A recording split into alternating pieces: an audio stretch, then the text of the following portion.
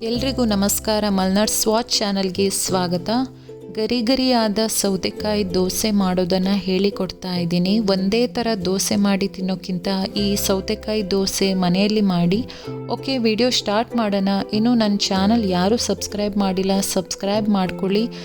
ಹಾಗಾದರೆ ಬನ್ನಿ ಸೌತೆಕಾಯಿ ದೋಸೆ ಹೇಗೆ ಮಾಡೋದು ನೋಡ್ಕೊಂಬರೋಣ.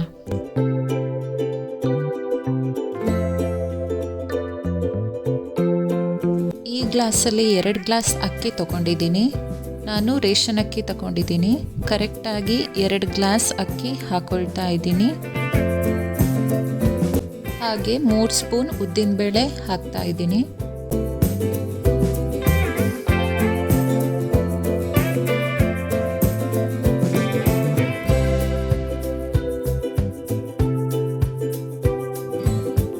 ಈಗ ಅಕ್ಕಿ ಮತ್ತು ಉದ್ದಿನಬೇಳೆ 3 ಸಲ ಚೆನ್ನಾಗಿ ತೊಳೆಯೋಣ.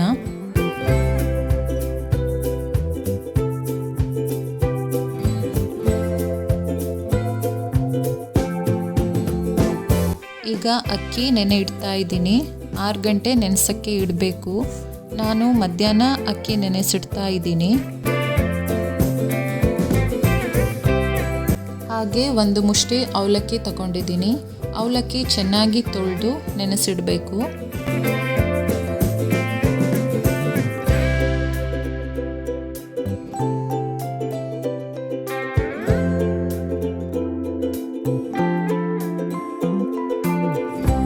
ಎರಡು ಸೌತೆಕಾಯಿ ತಗೊಂಡಿದ್ದೀನಿ. ಇದು ಮನೆಯಲ್ಲೇ ಬೆಳೆಸಿದ ಸೌತೆಕಾಯಿ ನಾನು ಯೂಸ್ ಮಾಡ್ತಾ ಇದ್ದೀನಿ.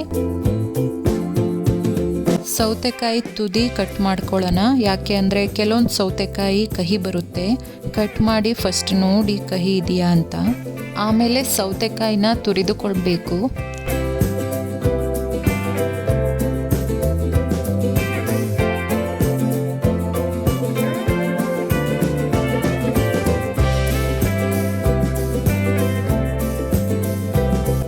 ನೋಡಿ, ಸೌತೆಕಾಯಿ ತುರಿದುಕೊಂಡಾಗಿದೆ. ಅದರ ನೀರು ಕೂಡ ಬಿಟ್ಕೊಂಡಿದೆ. ಅಕ್ಕಿ ನೆಂದು 6 ಗಂಟೆ ಆಗಿದೆ. ಈಗ ಅಕ್ಕಿ ಮಿಕ್ಸಿ ಜಾರ್ಗೆ ಹಾಕ್ಕೊಂಡು ರುಬ್ಬಿಕೊಳ್ಬೇಕು. ಒಮ್ಮೆಲೆ ಎಲ್ಲವನ್ನು ಹಾಕಿ ಗ್ರೈಂಡ್ ಮಾಡೋಕ್ಕೆ ಆಗಲ್ಲ. ಸ್ವಲ್ಪ ಸ್ವಲ್ಪ ಹಾಕ್ಕೊಂಡು ನಾನು ಗ್ರೈಂಡ್ ಮಾಡ್ಕೊಳ್ತಾ ಇದ್ದೀನಿ. ಸೌತೆಕಾಯಿ ಹಾಕ್ಕೊಂಡು ಮತ್ತೆ ನೀರು ಹಾಕಬಾರ್ದು. ಯಾಕಂದರೆ ಸೌತೆಕಾಯಿನಲ್ಲಿ ನೀರಿರುತ್ತೆ, ಅದಕ್ಕೆ ನೀರು ಹಾಕಬಾರ್ದು. ಚೆನ್ನಾಗಿ ನೈಸಾಗಿ ರುಬ್ಬಿಕೊಳ್ಬೇಕು. ರುಬ್ಬಿಕೊಂಡಿದ್ದನ್ನು ಒಂದು ಪಾತ್ರೆಗೆ ಹಾಕ್ತಾ ಇದ್ದೀನಿ. ಈಗ ಉಳಿದಿದ್ದೆಲ್ಲವನ್ನು ಅಕ್ಕಿ ಸೌತೆಕಾಯಿ ಹಾಕ್ಕೊಂಡು ರುಬ್ಬಿಕೊಳ್ತಾ ಇದ್ದೀನಿ. ಹಾಗೆ ಅವಲಕ್ಕಿ ಕೂಡ ಹಾಕ್ಕೊಳ್ತಾ ಇದ್ದೀನಿ.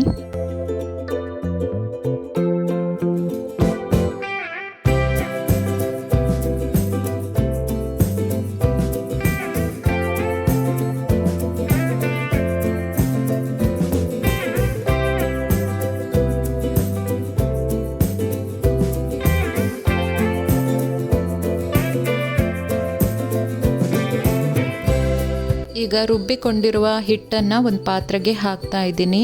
ನೀರು ಜಾಸ್ತಿ ಹಾಕಕ್ಕೆ ಹೋಗಬೇಡಿ. ಸ್ವಲ್ಪ ನೀರು ತಗೊಂಡು ಹಿಟ್ಟು ತೊಳೆದು ಹಾಕ್ಕೊಳ್ಳಿ. ಇದನ್ನು ನಾನು ರಾತ್ರಿ ರುಬ್ಬಿ ಇಡ್ತಾ ಇದ್ದೀನಿ.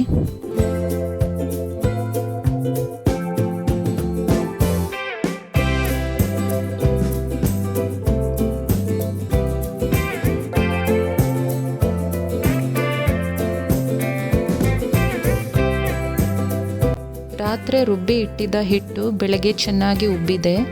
ನಾನಿದಕ್ಕೆ ಸೋಡಾ ಪುಡಿ ಏನೂ ಕೂಡ ಹಾಕಲಿಲ್ಲ. ಎಷ್ಟು ಚೆನ್ನಾಗಿ ಉಬ್ಬಿದೆ ನೋಡಿ.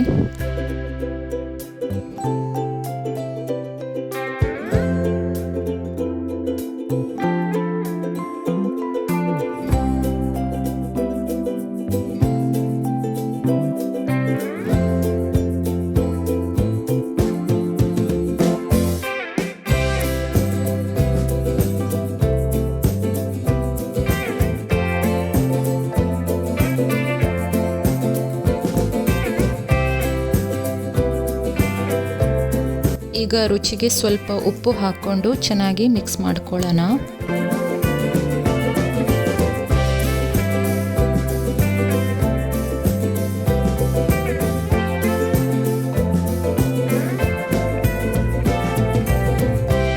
ಈಗ ಇವಾಗ ಗ್ಯಾಸ್ ಮೇಲೆ ಕಾವಲಿ ಇಟ್ಟಿದ್ದೀನಿ. ಕಾವಲಿ ಬಿಸಿ ಆಗಬೇಕು. ಫಸ್ಟ್ಗೆ ಎಣ್ಣೆ ಹಾಕ್ಕೊಳ್ಬಾರ್ದು, ಆಮೇಲೆ ಹಾಕ್ಕೊಳ್ಬೇಕು. ಈಗ ದೋಸೆ ಹಾಕ್ತಾ ಇದ್ದೀನಿ. ದೋಸೆ ಎಷ್ಟು ತೆಳುವಾಗಿ ಬರುತ್ತೆ ಅಷ್ಟು ಚೆನ್ನಾಗಾಗುತ್ತೆ.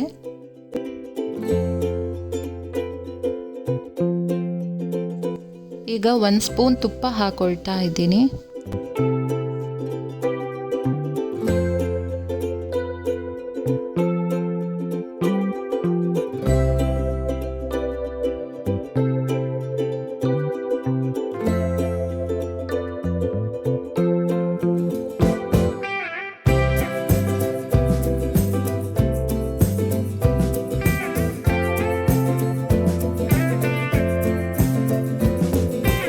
ನೋಡಿ ದೋಸೆ ಕಾವಲಿಗೆ ಅಂಟ್ಕೊಂಡಿಲ್ಲ, ಎಷ್ಟು ಚೆನ್ನಾಗಿ ಬಂದಿದೆ ಅಂತ.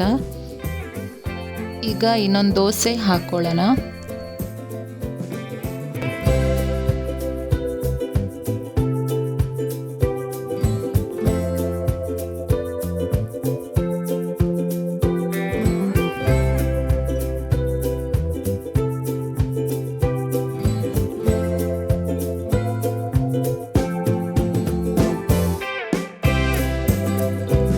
ನೋಡಿ ದೋಸೆ ಎಷ್ಟು ಗರಿ ಗರಿಯಾಗಿ ಬಂದಿದೆ.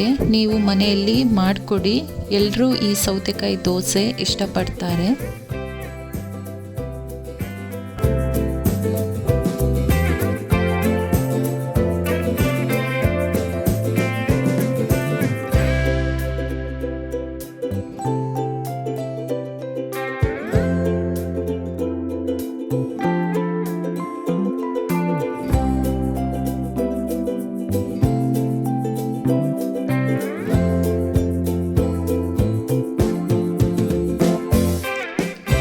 ಸೌತೆಕಾಯಿ ದೋಸೆ ಕಾಯಿ ಚಟ್ನಿ ಜೊತೆಗೆ ಸರ್ವ್ ಮಾಡಿದ್ದೀನಿ. ತುಂಬ ಚೆನ್ನಾಗಿ ಬರುತ್ತೆ, ತುಂಬ ಕ್ರಿಸ್ಪಿಯಾಗಿ ಬಂದಿದೆ. ಗರಿ ಗರಿಯಾಗಿ ಸೌತೆಕಾಯಿ ದೋಸೆ ರೆಡಿ ಆಗಿದೆ. ಈ ವಿಡಿಯೋ ಇಷ್ಟ ಆದರೆ ಲೈಕ್ ಮಾಡಿ, ಶೇರ್ ಮಾಡಿ, ಹಾಗೆ ಕಮೆಂಟ್ನ ಮೂಲಕ ತಿಳಿಸಿ. ಸೌತೆಕಾಯಿ ದೋಸೆ ವಿಡಿಯೋ ನೋಡಿದ ನಿಮಗೆಲ್ಲರಿಗೂ ಥ್ಯಾಂಕ್ ಯು.